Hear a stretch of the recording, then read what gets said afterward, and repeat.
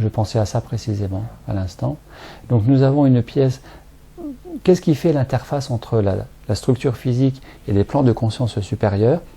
Eh bien, Descartes l'a dit au XVIIIe siècle. Descartes, le père du cartésianisme quand même, c'est étonnant. Il a dit que la glande pinéale serait la porte de l'âme.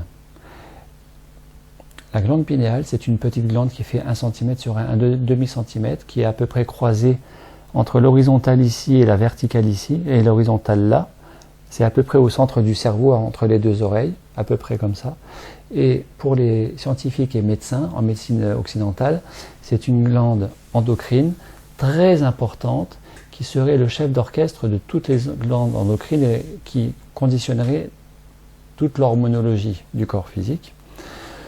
On sait qu'elle est très sensible à la lumière, on sait qu'elle produit la nuit la mélatonine, qui est l'hormone du bien-être, qui est tout le contraire de la mécanique du stress et donc du mental. Cette glande pinéale ou épiphyse, que l'on confond avec le troisième œil, c'est pas tout à fait pareil, elle est constituée de cristaux d'apatite. Et l'apatite, c'est une météorite de l'espace. Ça veut dire que nous sommes composés de matériaux de l'espace. Mais en quoi est-ce que ce serait étonnant? La planète Terre, elle est dans l'espace. On oublie qu'on est dans l'espace nous-mêmes. On est dans l'espace et nous sommes espace. La physique quantique a montré que nous sommes composés de 99% de vide quantique, avec quelques particules tenues en cohésion qui donnent la densité. Nous serions essentiellement composés de vide, densifié. Nous sommes espace, nous habitons l'espace, et nous sommes composés d'espace. Les cristaux d'apatite, c'est une roche météorite, et c'est une roche, on trouve ça en roche volcanique et dans les météorites de l'espace.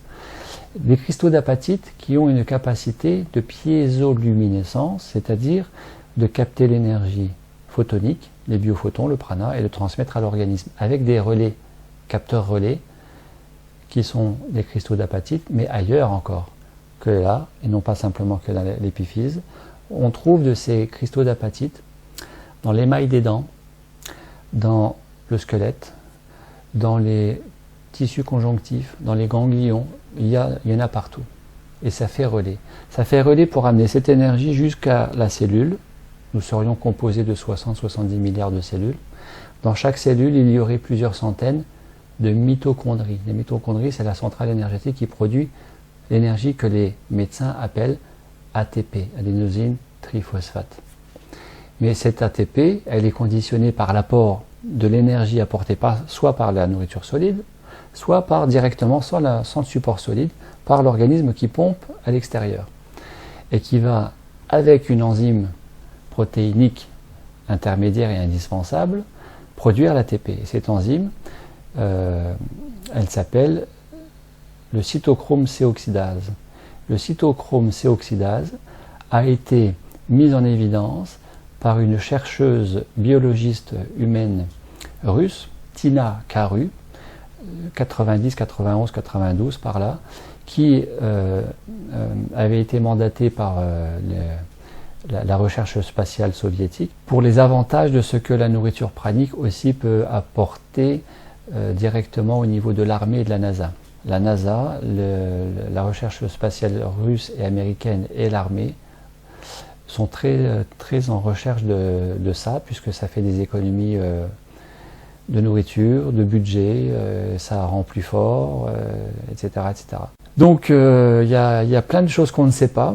Hein, pareil d'un point de vue santé, médical, l'université de médecine de Brasilia au Brésil a mis en évidence dans une étude en 2012 qu'un repas pranique par jour de 20 minutes de méditation pranique, d'imprégnation pranique, faisait beaucoup de bien à la santé parce que ça renforce les défenses immunitaires en renforçant l'activité des lymphocytes, des globules blancs chargés de lutter contre les infections. Pas plus tard que hier, en rentrant du sud-ouest, à la radio, ils annoncent qu'il y a des recherches très prometteuses américaines qui ont trouvé des solutions à partir de l'immunothérapie pour traiter plus efficacement le cancer de la vessie. Mais qu'est-ce que c'est la nourriture pranique? C'est de l'immunothérapie. C'est renforcer les principes, les processus d'auto-guérison, d'auto-réparation, d'auto-correction du corps par le corps grâce à un matériau qui est ce dont il est composé, c'est-à-dire de lumière. c'est de l'immunothérapie en direct. Tout simplement. De plus en plus de cancérologues préconisent à leurs patients, à la veille d'une chimio, de faire une pause alimentaire de 48 à 72 heures pour relancer les processus d'auto-guérison, pour avoir les effets secondaires de la chimio moins importants, nausées, vomissements, perte de cheveux, et pour rendre la chimiothérapie plus efficace. C'est quand même fabuleux. De façon empirique, les médecins, sans connaître le prana, conseillent du prana, en faisant un jeûne de 48 à 72 heures avant une chimio. Qu'est-ce qui favorise un bon fonctionnement de pinéal? Dormir dans le noir, ça permet de bien produire la mélatonine, alors que si on ne dort pas bien dans le noir, on peut la contrarier parce qu'elle ne sait plus trop si c'est la nuit ou le jour. Donc elle va produire mélatonine, sérotonine.